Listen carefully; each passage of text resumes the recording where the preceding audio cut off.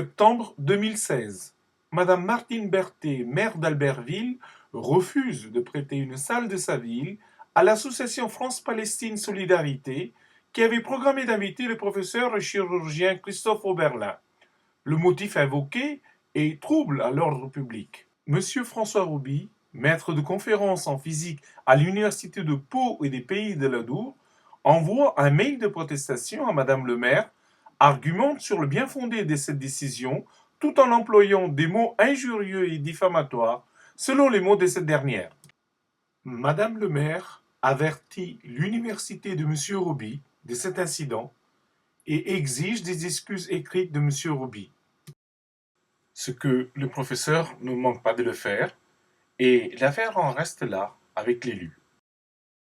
Mais l'université de Pau entame une procédure disciplinaire à l'encontre du professeur Roby pour non-respect de la charte informatique.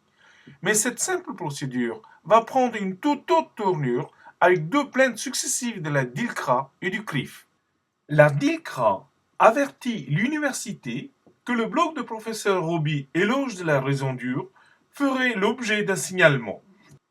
Et le CRIF, le Conseil représentatif des institutions juives de France, de fustiger en des termes très durs et calomnieux certains contenus du blog du professeur Roby. Mai 2017, l'université de Pau sanctionne le professeur Roby d'une interdiction d'exercer l'enseignement et la recherche pour une durée de 2 ans, avec une privation de la moitié de son traitement. Mars 2019, le Conseil national de l'enseignement supérieur et de la recherche instruit à Paris l'appel formé par M. Roby. Et la sanction s'alourdit cette fois avec une interdiction d'exercer l'enseignement pour une durée de 4 ans, avec une privation de la moitié de son traitement. Bonjour, nous sortons de l'audience de la Chambre disciplinaire nationale du CNESER qui vient de juger François Roby et qui a conclu à une sentence tout à fait ahurissante qui est celle d'une condamnation pour un maître de conférence des universités à 4 ans d'interdiction d'exercer avec suppression de moitié du salaire. Alors quel commentaire peut-on faire sur cette audience, sur le fond et sur la forme ? Sur le fond, j'ai trouvé tout à fait assez extraordinaire que sur les 2 griefs incriminés, aucune argumentation sérieuse n'ait pu être donnée. Le premier grief était un argumentaire qui aurait dû être un argumentaire de physicien, puisque François Roby a publié dans une revue à comité de lecture un article d'une 60aine de feuillets, et je m'attendais à ce que les conclusions de cet article soient discutées par des professionnels, c'est-à-dire par des physiciens. Non, l'article ne plaisant pas globalement, aucune discussion scientifique n'a eu lieu, c'est tout à fait dommage. Le deuxième volet sur lequel François Roby a été jugé, c'est une espèce d'accusation vague d'antisémitisme et de négationnisme, alors qu'aucun élément de preuve qui constitue quand même dans une cour, dans un jury, dans un tribunal qui constitue la base de toute condamnation, aucun élément de preuve, aucune citation, rien n'a été donné. Donc je suis complètement effaré de la sentence. Je suis effaré également que bien que ceci ait été fait par son avocat dans des conditions tout à fait légales, je n'ai pas pu être entendu comme témoin. Je pense que dans une affaire où la sanction est aussi lourde, qui dure depuis autant d'années, on aurait pu me consacrer 10 minutes pour raconter les attaques dont j'en étais l'objet et dont je rappelle que jusqu'à présent, malgré les multiples appels, recours, etc., faits par la partie adverse, le lobby pro-israélien en France, pour ne pas le citer, jusqu'à présent, j'ai gagné absolument tous les recours. Donc j'aurais aimé pouvoir m'exprimer et montrer comment moi, médecin, professeur d'université, comment le Conseil de l'ordre a été instrumentalisé pour me condamner, bien que le dit Conseil de l'ordre ait été retoqué successivement par le défenseur des droits, par la Cour d'appel nationale et maintenant retoqué par le Conseil d'État. Donc cette instrumentalisation, j'en suis une espèce d'exemple vivant et je regrette beaucoup que la Cour aujourd'hui ne m'ait pas permis de m'exprimer. On est là véritablement devant un déni du droit, un déni de la liberté d'expression.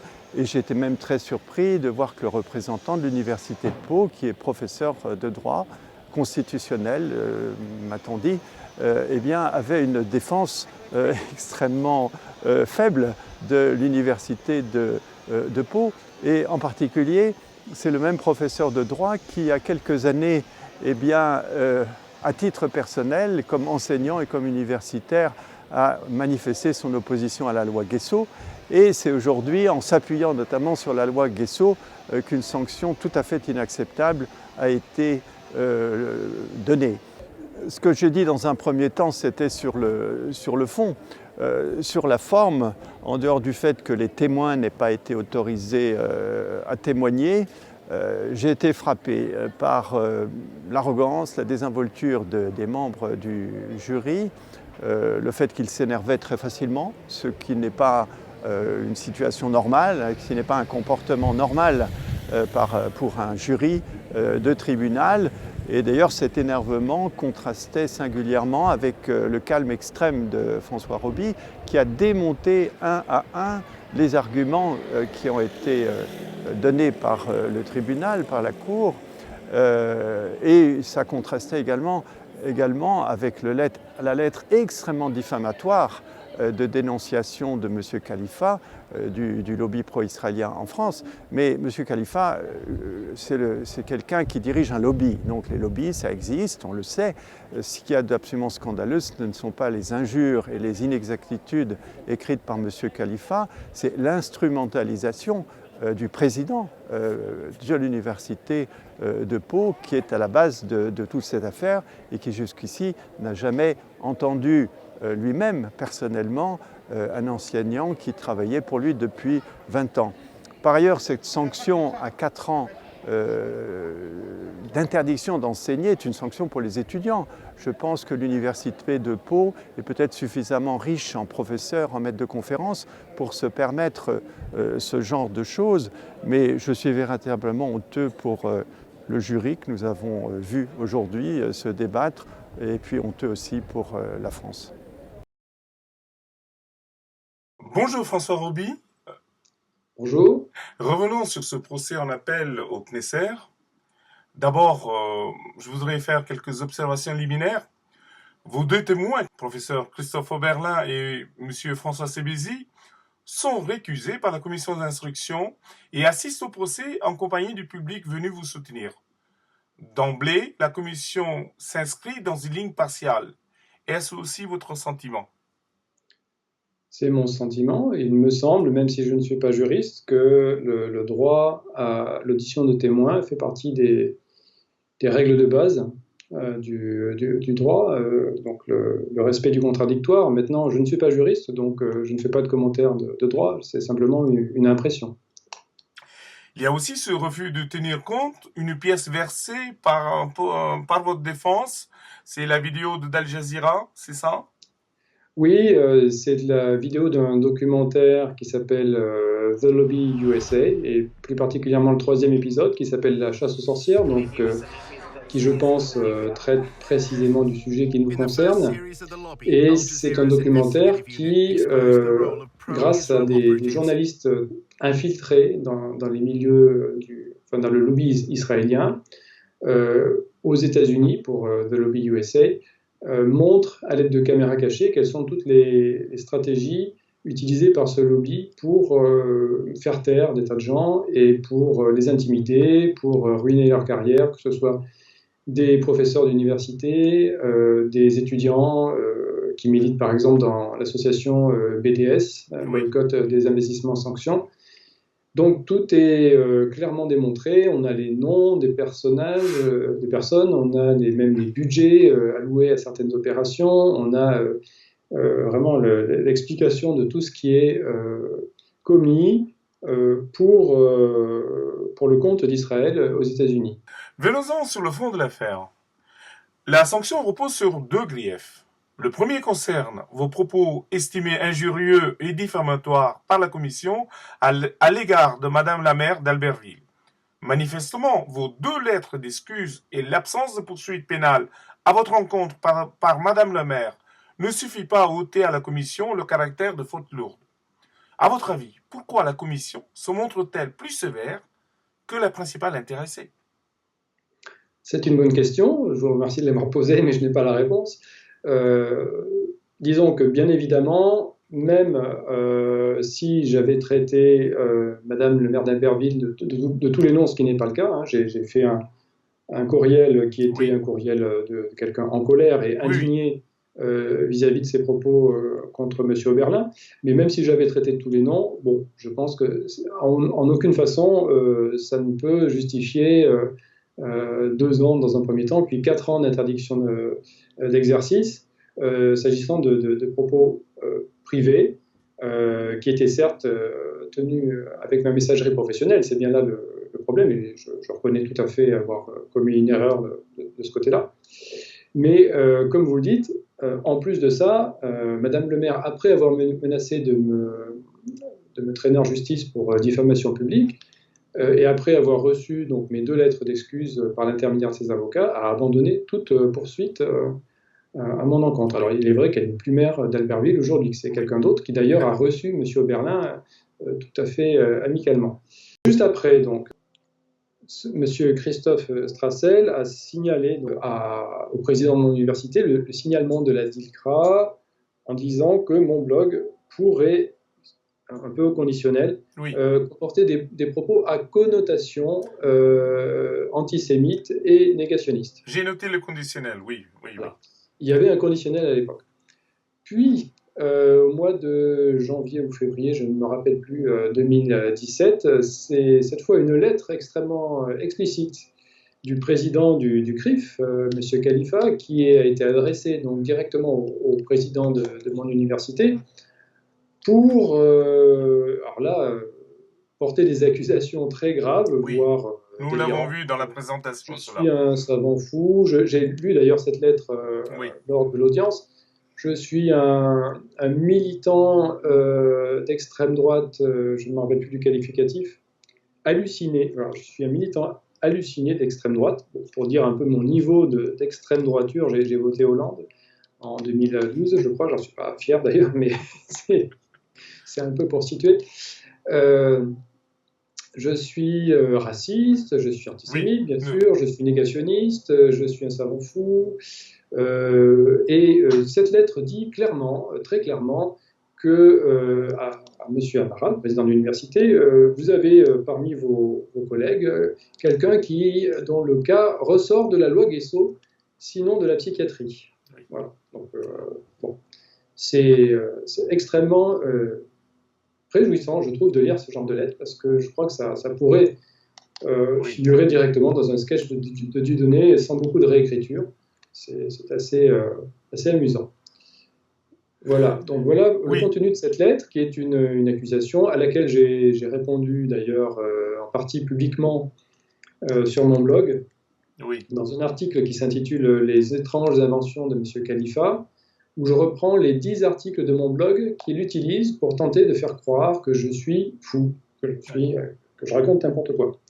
Or, il se trouve que, évidemment, ces 10 articles racontent des choses assez sérieuses, par exemple des démonstrations d'experts militaires américains au sujet des attaques chimiques qui ont eu lieu à la Ghouta en 2013 et dont on a accusé le gouvernement syrien, et ces experts militaires du MIT montrent que c'est absolument impossible de tirer cette conclusion.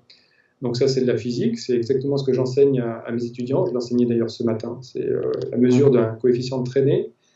Il y a des articles qui traitent d'optique, d'autres qui traitent d'énergétique aussi, sur le 11 septembre. Donc il y a des choses qui sont relativement blindées, je dirais, d'un point de vue scientifique. Donc ça, c'est une partie des choses. Alors, pour ce qui est vraiment de ce qu'on me reproche, c'est-à-dire l'antisémitisme et le négationnisme. Alors, je le dis toujours à mes étudiants que pour répondre à une question, il faut d'abord se demander si la question a un sens, ou définir clairement les termes de la question. Pour ce qui est de l'antisémitisme, vous savez comme moi que c'est un mot qu'on emploie à tout bout de champ aujourd'hui, et pour y compris l'assimiler à l'antisionisme, ou plutôt assimiler l'antisionisme à l'antisémitisme. Donc ça pose de graves problèmes. Il y a eu de très bons articles là-dessus de Ronnie Broman, par exemple, sur Middle East Eye. Il y a eu Alain Grèche aussi qui a fait un bon article là-dessus. Il faudrait d'abord définir ce qu'est l'antisémitisme. Alors, pour définir ce qu'est l'antisémitisme, il faut savoir qu'est-ce qu'un juif ou qu'est-ce que sont les juifs. Est-ce que c'est la religion? Est-ce que c'est une ethnie? Est-ce que c'est une culture? Ce sont des définitions qu'on peut admettre, hein, les trois, mais qui ne posent pas le même genre de problème pour définir l'antisémitisme. Je dirais que pour moi, la seule définition de l'antisémitisme qui est répréhensible et à laquelle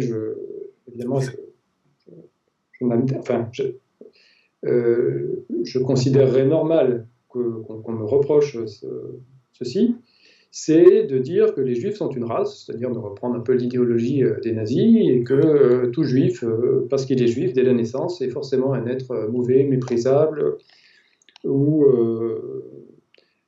porteur de tellement de tares qu'il est justifié d'opérer une ségrégation envers les juifs, de leur interdire tel et tel métier, etc. Donc bien évidemment, si c'est ça l'antisémitisme, c'est absolument pas du tout mon truc. J'ai d'ailleurs un ami qui est un des témoins, vous savez, qui est lui-même juif, qui se revendique juif, et je vois d'énormes différences parmi les personnes se revendiquant juives entre des parfaites crapules et des gens absolument admirables. Donc pour moi, juif, c'est pas une ethnie. Peut-être qu'il y a un fond génétique commun qu'on peut identifier chez les juifs, mais en tout cas, ça ne me viendrait pas à l'idée de dire parce qu'une personne est juive, ça justifierait certaines actions contre les juifs. Évidemment pas. Alors, est-ce que c'est une religion? Ben oui, évidemment, c'est une religion, le judaïsme. Est-ce que je suis contre cette religion? Je n'en sais rien, peut-être, je ne la connais pas. Donc, peut-être que si je connaissais la religion juive, je serais antisémite au sens de quelqu'un qui s'oppose à cette religion. Mais nous sommes dans une république laïque, donc la critique des religions est permise. Oui. Très bien être anti-catholique, anti-musulman. Je ne dis pas qu'on a raison ou qu'on a tort, mais en tout cas, l'expression d'une opinion vis-à-vis d'une religion ne me paraît pas quelque chose qui peut tomber sous le coup de la loi. Je dirais qu'à titre personnel, je n'ai pas de religion. Je me méfie beaucoup des religions, que je considère comme des endoctrinements. Je ne me méfie pas de la foi. Par contre, je pense que la foi est une chose précieuse et qu'il faut cultiver. Donc voilà, je ne suis pas adepte évidemment d'aucune ségrégation envers les juifs, et si le judaïsme c'est une culture, ben, c'est la même chose que pour une religion, c'est-à-dire on est dans le domaine du débat d'idées, on est tout à fait libre de dire je n'aime pas les juifs, comme on dirait je n'aime pas les Américains, je n'aime pas les Chinois, je n'aime pas les Australiens, pour ce qui est d'un mode de vie.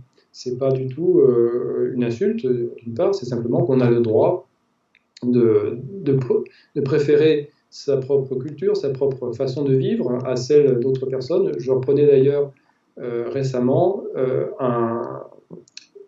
des propos de Claude Lévi-Strauss lui-même, qui disait, il est tout à fait normal, donc c'était il y a longtemps, c'était dans les années 70 je crois, un discours à l'UNESCO, il est tout à fait normal que une personne préfère les membres de sa communauté au sens large, qui peut être une communauté nationale, qui peut être une communauté de culture, qui peut être une communauté même professionnelle, à des membres qui sont trop distants d'elle-même. C'est une question de défense de son identité.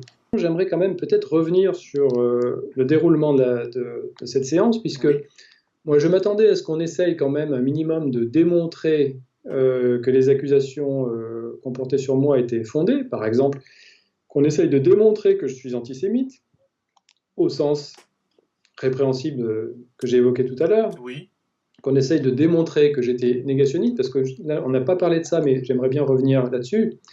En fait, en matière de négationnisme, ce que je me suis borné à faire, moi qui ne suis pas historien, c'est de rappeler la définition de ce qu'est une science. Donc une science, il y a plusieurs définitions possibles, mais si j'essaye d'en faire une très courte, c'est un discours libre basé sur la raison et dans lequel les dogmes n'ont rien à faire.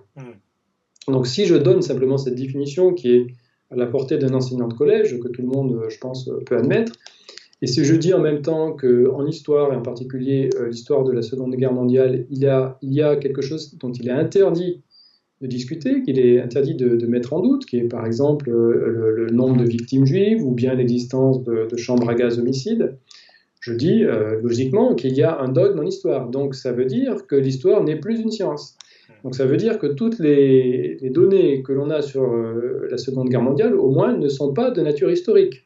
Donc que ce sont à la limite des mythes religieux ou des choses qui ne sont pas du domaine de la science, qui est évidemment le contraire de ce que je pense, puisque moi je pense que tout ce qui relève de l'histoire est historique. Je pense que la Shoah, par exemple, est un phénomène historique qu'il faut étudier, et pour pouvoir l'étudier, il est indispensable de l'étudier avec la méthode scientifique, qui est faite de liberté, y compris de dire des choses absolument fausses. Moi, je ne me suis pas avancé là-dessus, j'ai simplement repris des citations d'historiens dans la droite ligne de ce qu'a fait Jean Bricmont dans un livre que je recommande à tous, qui s'appelle La République des censeurs, où il montre très bien qu'en reprenant des citations d'auteurs qui, eux, ne sont pas réputés négationnistes, même si le mot ne veut rien dire, on arrive toujours à trouver que leurs propos tombent sous le coup de la loi Guesso. Par exemple, Raoul Hilbert qui dit qu'on n'a jamais retrouvé d'ordre écrit de la main de Hitler d'exterminer des Juifs, et il rajoute même sans doute parce que cet ordre n'a jamais existé. Bon, le simple fait de dire ça, effectivement, ça tombe sous le coup de la loi Guesso. Et pourtant, ce livre-là, c'est pas quelque chose qui circule sous le manteau, ça se trouve dans toutes les bibliothèques de lycée, les bibliothèques municipales. J'avais d'ailleurs amené un livre emprunté à la bibliothèque municipale à côté de chez moi, et donc c'est absolument pas quelque chose qui est interdit. C'est au contraire, s'il y a un seul livre que vous trouverez sur la Shoah dans les bibliothèques de lycée ou municipales, c'est le livre d'Hilberg, La destruction des Juifs d'Europe. Donc en faisant une bibliographie même extrêmement simple, extrêmement sommaire, de livres parfaitement autorisés, et en reprenant ces citations sur mon blog, voire en faisant un commentaire, mais pas un commentaire, mais plutôt un résumé, effectivement, je tombe sous le coup de la loi Guesso. Donc mon intention était de montrer que n'importe qui peut tomber sous le coup de cette loi, c'est-à-dire que cette loi est une loi qui amène à l'arbitraire le plus total, donc à un régime politique qui, évidemment, est très très loin de la démocratie. Oui. Et j'ajoute même, et vous étiez là, donc vous le savez également, que je n'ai jamais parlé d'autres auteurs que l'on considère... Enfin si, j'ai parlé 2 fois de Robert Faurisson sur mon blog, mais ce n'était pas pour parler de ses idées, c'était pour parler d'autre chose. Oui. Je n'ai jamais parlé donc des thèses d'autres auteurs qui, eux, sont explicitement considérés négationnistes. Par exemple, Serge Thion, il suffit de voir sa fiche Wikipédia. Et pourtant, je suis allé prendre à la bibliothèque de mon université, et je l'ai amené en séance, le livre de Serge Thion, qui s'appelle Vérité historique ou Vérité politique, et qui dit les propos de Robert Faurisson sont sérieux, il faut en discuter. Est-ce que ça signifie qu'un enseignant d'une université n'a pas le droit d'aller chercher tous les livres qui sont dans sa bibliothèque, par exemple, ou de les citer? Alors on est dans une situation totalement ubuesque, puisque je n'ai fait que des choses parfaitement autorisées, et qui en même temps sont interdites. Oui, oui. Donc je pense que d'une certaine façon, il faut chercher la sortie de ça par le rire. C'est un peu, peut-être avez-vous senti ça sur mon blog, c'est un peu, on dit souvent l'humour et la politesse du désespoir, mais quand la situation n'a pas d'issue, il faut en rire un bon coup. Et c'est bien sûr pas rire des souffrances des victimes du nazisme, c'est pas du tout ça le propos, mais rire des contradictions de la logique et des absurdités qu'entraînent certaines lois, d'autant plus que M. Lecuc, vous le savez, est un des signataires d'une pétition contre la loi Guesso. Contre la loi Guesso, oui. Or, c'était lui qui a insisté pour qu'elle soit appliquée à mon cas. Oui. Jean Bricmont, l'article 11 de la Déclaration des droits de l'homme et des citoyens de 1789 stipule que la libre communication des pensées et des opinions est un des droits les plus précieux de l'homme. Ce qui vous amène à écrire votre ouvrage La République des censeurs, consacré à la liberté d'expression et à l'incitation à la haine, ouvrage consacré à la négation de l'histoire et les lois mémorielles, et enfin à la question de l'antiracisme. Qu'est-ce qui vous a poussé à faire cet état des lieux? Bon, merci pour poser la question. Évidemment, cette déclaration, cet article 11 se retrouve dans la Déclaration universelle des droits de l'homme et aussi dans la Convention européenne des droits de l'homme. Et il y a même un jugement de la Cour qui dit, de la Cour européenne des droits de l'homme, qui dit ça protège pas seulement les opinions qui sont généralement admises, mais aussi celles qui choquent, qui indisposent une partie de l'opinion, etc. Mais, bon, d'abord, premièrement, sur la question du révisionnisme ou négationnisme, utilisons le mot négationnisme, sur l'Holocauste, les chambres à gaz, etc. Moi, je n'ai jamais défendu d'opinion négationniste, je n'ai jamais rien écrit, etc. Je me suis seulement opposé à la loi. Et la raison, c'est que quand je suis revenu, je travaillais aux États-Unis dans les années 80, je trouvais très intéressant pour toutes sortes de raisons la pensée politique et philosophique de Chomsky. Et je me suis rendu compte que le simple fait d'en parler, à l'époque, était impossible parce qu'il avait défendu la liberté d'expression de Faurisson. Donc Faurisson est un des principaux révisionnistes ou négationnistes, et il avait été poursuivi et condamné au début des années 80 sur la base de lois. Il y a la loi Guesso qui date de 90, n'existait pas. Donc, la loi Guesso réprime la négation de certains crimes jugés par le tribunal de Nuremberg, principalement les chambres à gaz, mais au début des années 80, il avait été condamné sur la base de l'incitation à la haine, etc., qui était la loi de 72, la loi Pleven. Et donc, moi, j'ai passé des années à discuter de ça, un peu à mon corps défendant. Ce n'était pas mon principal but. Le but, c'était de dire, tiens, est-ce que vous pouvez lire Chomsky, vous pouvez écouter Chomsky, etc. Et à l'époque, c'était impossible. À la fin des années 90, c'est devenu plus possible, mais pendant des années, j'étais un peu seul à défendre ce point de vue. Et donc, j'ai écrit ce livre. Bon, j'aime pas beaucoup l'expression vengeance, mais on dit que la vengeance est un plat qui se mange froid, mais il doit quand même être mangé avant d'être mort. Donc, j'ai écrit le livre où j'ai mis ensemble toutes mes objections aux lois antiracistes et à la loi Guesso. La loi Guesso réprimant le négationnisme. Alors, ça doit être une absurdité, et je vais le démontrer en 30 secondes. Comme je dis, moi, je ne suis pas négationniste, etc. Mais supposons que je le sois. Supposons. D'accord? C'est évident que je ne vais pas le dire face caméra. Je serai poursuivi immédiatement. Donc, d'une certaine façon, on peut dire, oui, mais peut-être qu'il l'est, négationniste, mais il ne veut pas le dire. Et on peut toujours suspecter ça. Et on peut suspecter n'importe qui. Et en fait, dans tous les systèmes répressifs, il y en a beaucoup dans le monde et dans l'histoire, catholicisme, communisme, etc., c'est souvent les gens qui protestent le plus de leur orthodoxie qui sont en fait les plus impies. Et donc, moi j'ai beaucoup de soupçons sur un certain nombre de personnes qui sont soi-disant orthodoxes, mais j'ai des doutes. Et je cite dans mon livre un intellectuel italien, Franco Cardini, qui est catholique, je ne suis pas catholique, mais qui dit que lui, il voyage beaucoup, il parle avec beaucoup de gens en Italie, ailleurs dans le monde, etc. Et il dit, faites attention parce que comme ces opinions sont réprimées, elles se répandent sous le manteau, comme partout, et donc elles sont beaucoup plus acceptées qu'on ne le pense, parce que les gens ne le disent pas. Et je pense à la même chose avec l'antisémitisme. On réprime l'antisémitisme avec des campagnes de dénonciation sans arrêt, Mélenchon, la France insoumise, le Parti travailliste en Grande-Bretagne, Corbyn, même Occupy Wall Street, en fait, tout passe à la moulinette de l'antisémitisme, tout le temps. Même sans rapport avec Israël, parce que vous attaquez les banquiers, donc vous parlez des Juifs, vous parlez de l'élite, je ne sais pas, automatiquement c'est vu comme antisémite, c'est de la folie furieuse. Et donc l'antisémitisme monte. Mais évidemment, comme il est caché, on ne s'en rend pas compte, mais c'est pas... Et la même chose se passe en plus petit, mais je pense avec le négationnisme, c'est que comme il est réprimé, il est caché, mais il existe et il se répand. Et donc, l'effet est exactement l'opposé de ce qu'on est supposé. Je ne vais même pas parler de droits de l'homme, oublions les déclarations. Bon. Alors c'est très comique parce que les gens qui veulent réprimer les discours antisémites, racistes, négationnistes, etc., sont en général des grands défenseurs des droits de l'homme. Alors ils violent un des principaux droits de l'homme reconnus comme tel depuis la Révolution française, mais bon, oublions ça, parlons uniquement d'efficacité. Le résultat est exactement opposé. Sauf au début, c'est-à-dire qu'au début, on dit « Ah, un type a été condamné pour antisémitisme, pour racisme, c'est un type horrible », mais après des années de condamnation, de poursuites, de diabolisation, de campagne, etc., les gens se disent « Mais qu'est-ce que c'est cette histoire ?» Ils commencent à poser des questions, puis ils vont regarder une vidéo de Faurisson sur le net, ou je ne sais pas quoi, ou simplement lire des livres sur l'histoire juive, la religion juive, ou le sionisme, qui peuvent être critiques. Et alors, évidemment, c'est l'effet inverse qui se produit. Et ça, c'est ce que j'ai dénoncé depuis toujours. Mais moi-même, je n'aime pas beaucoup me lancer dans la pleurniche, mais moi-même, je sais très bien que, n'ayant jamais dit un mot sur la religion juive, la communauté juive, l'histoire juive, rien, d'accord? Bon, je suis critique d'Israël, mais bon, pas plus que d'autres. Je constate qu'il y a le droit de retour des Palestiniens, que ce droit n'a jamais été implémenté, que c'est la source du conflit, point à la ligne. Mais des milliards de gens dans le monde pensent ça. Je veux dire, tout le monde pense ça en dehors d'Europe et des États-Unis. Et donc, je ne dis rien que des banalités, et je défends la liberté d'expression de façon cohérente.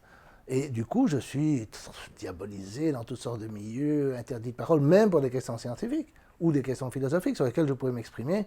Un jour, je suis passé dans une émission, là, Ce soir ou jamais, comme je dis, c'est Ce soir et puis jamais, où j'étais sur la liberté d'expression de Dieudonné. Je n'ai pas dit grand-chose, j'ai été interrompu tout le temps, j'étais pratiquement seul contre tous.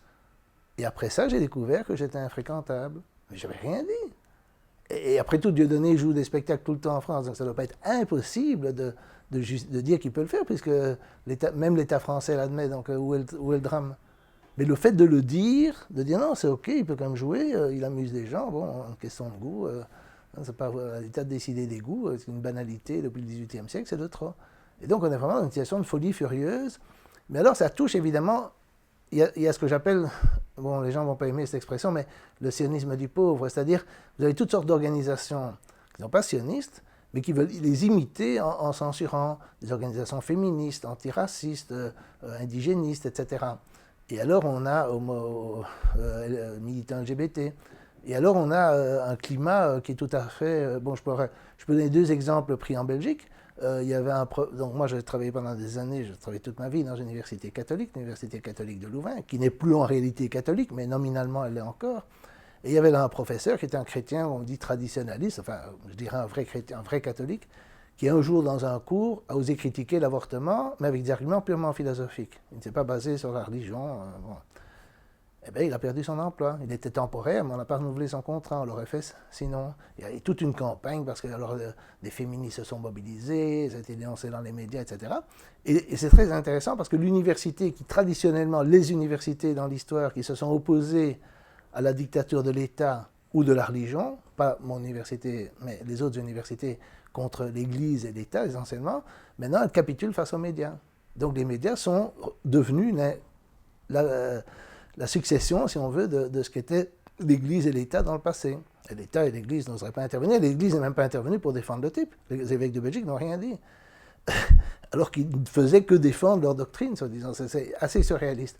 Et un autre exemple, c'est que j'ai eu un débat avec un évêque qui lui aussi était traditionnaliste, était même le primat de Belgique, donc le chef des évêques, sur la religion, sur la foi. Donc moi j'étais athée et lui défendait la religion catholique.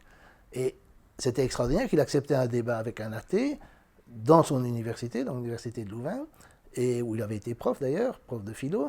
Il acceptait ce débat. Et bien, des militants sont venus l'entarter, donc lui jeter une tarte à la crème, comme on fait avec BHL, parce qu'il avait tenu des propos soi-disant homophobes. Mais les propos homophobes, c'était presque comique. Il disait les homosexuels n'ont pas une sexualité développée normalement ou quelque chose comme ça. Alors un évêque qui dit ça, c'est quand même rigolo. Je veux dire, les évêques, ils ont une sexualité normale. Je veux dire, ça paraissait tellement ridicule. Et alors, des écologistes ont dit, oui, il faut interdire ces paroles. Donc les descendants de mai 68, il est interdit d'interdire, veulent interdire un truc qui est au mieux rigolo, quoi. D'accord? Et je ne connais pas d'homosexuels qui sont vraiment heurtés par ces trucs, qui sont malheureux parce qu'on a entendu... Et c'est comme ça tout le temps. Maintenant, on a Delon avec le festival de Cannes, et bon, il a dit des trucs, il ne faut pas lui en mettre un prix. Enfin, on n'arrête pas. Et si on prenons le négationnisme, alors, puisqu'on parle de M. François Roby, il est poursuivi, il est condamné, il est suspendu d'enseignement, etc. Je trouve ça évidemment scandaleux. Mais Soral, condamné aussi, pour une caricature jugée... Bon, je ne vais pas défendre la caricature, parce que j'aurais des ennuis moi-même, mais elle est jugée négationniste. Mais cette caricature a été faite en riposte à une caricature de Charlie Hebdo, où on montre Stromae, qui est un chanteur belgo-rwandais, avec Papa Théou, avec des morceaux de bras, etc., après l'attentat de Bruxelles. Mais comme c'était un belgo-rwandais, on peut dire que ça faisait allusion au génocide rwandais. On peut peut-être trouver que ce n'était pas de très bon goût, hein, c'est vraiment se moquer d'un type qui a perdu sa famille, de gens qui ont perdu sa famille, où des centaines de milliers de gens sont morts. C'est pas de très bon goût, mais ça, c'est de l'humour. D'accord? Et quand on fait un truc analogue avec la Shoah, non, 1 an de prison. Je veux dire, dans quel monde vit-on? Et alors vous avez un autre type, je n'ai pas l'honneur de connaître, mais Yvan Benedetti, il va devant l'Assemblée nationale, je ne sais pas pourquoi, il tient des propos négationnistes, hop, procès. Donc si cette répression marche et elle empêche les gens d'avoir des opinions révisionnistes ou négationnistes, comment se fait-il qu'il y a tellement de procès encore aujourd'hui? Pourquoi est-ce que les procès contre Forisson n'ont pas mis fin à l'affaire, puisque c'était supposé être le but? Il y en a tout le temps, ça pousse comme des champignons dans les bois à l'automne. Sans parler de tous les gens qui mettent des trucs sur Facebook, sur Twitter, etc., avec des pseudos, etc., et qui insinuent, et qui ci et ça. Il suffit, et je pourrais donner les sites américains aussi, c'est comme ça. C'est une véritable épidémie. Alors on est dans un conflit des identités, des mémoires, etc., qui n'a pas de fin, qui n'a pas de solution. Parce que vous aurez toujours une phrase qui, si on ne sépare pas la pensée et l'action, on n'en sort jamais. Les actions, les discriminations, les actes, etc., tout ça, si c'est raciste ou que c'est pas raciste d'ailleurs, c'est réprimable. Mais les paroles, il faut les séparer. Si on ne sait pas, on trouvera toujours une parole qui dit ça, qui dit trop, et alors ça alimente le débat public sans arrêt. Il n'y a aucune question fondamentale sans la société, l'avenir de l'Europe, l'avenir de la France ou de la Belgique, etc. Aucune question n'est discutée. Et donc vous avez le halal, le kasher, vous avez le voile, toute la vie culturelle, politique, etc. se perd dans la politique de l'identité et tourne en rond parce qu'il n'y a pas de solution. Ces obéissances aux oukases de l'antisionisme, un négationnisme, atteint aussi maintenant les sphères universitaires. C'est ça qui est extrêmement troublant. S'il y a une place où la censure ne devrait pas exister, c'est bien l'université.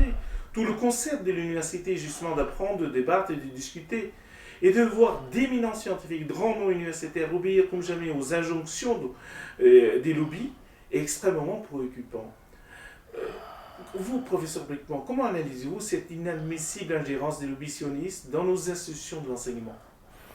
D'abord, évidemment, il faut prendre un peu de recul historique. Moi, j'ai grandi, j'ai été à l'université dans une Belgique où une partie du monde catholique était très catholique, et l'université est très catholique, et les écoles étaient très catholiques. Donc, dans ce monde-là, il n'y avait pas de liberté d'expression, et ça n'a rien à voir avec le sionisme. Et il faut reconnaître que, comme je dis, il y a le sionisme du pauvre, c'est-à-dire vous avez aussi l'intimidation de type féministe, LGBT, indigéniste, peu importe. Vous l'avez, comme j'ai donné 2 exemples, avec ce monseigneur et ce prof catho. Et donc, il n'y a pas que le sionisme, même si le sionisme a pris une dimension tout à fait fantastique à cause de l'accusation sans arrêt répétée d'antisémitisme pour tous les gens qui disent des trucs qui ne sont même pas spécialement antisionistes.